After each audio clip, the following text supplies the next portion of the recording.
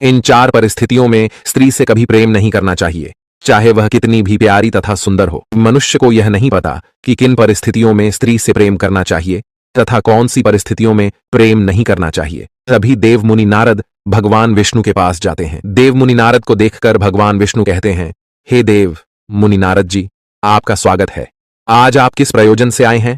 तब देव मुनि नारद कहते हैं, हे प्रभु, मैं आपसे यह जानने के लिए आया हूं कि पुरुषों तथा स्त्रियों को कौन सी परिस्थितियों में प्रेम नहीं करना चाहिए।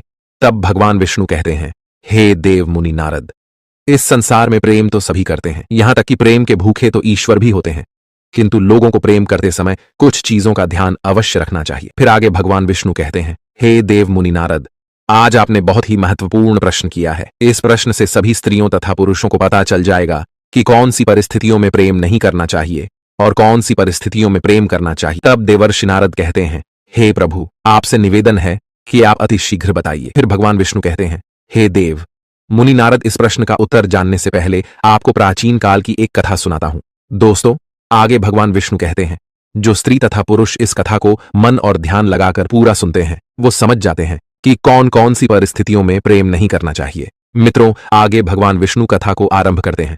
कहते हैं, हे देवमणि नारद, प्राचीन काल की बात है। एक नगर में अर्जुन नाम का राजा राज्य करता था।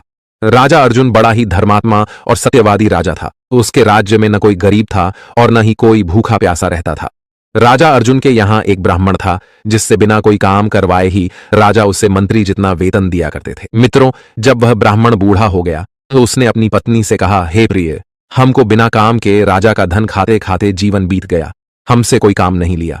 राजा साहब वेतन तो हमें एक मंत्री के बराबर देते हैं, लेकिन वह कोई काम हमसे नहीं करवाते हैं।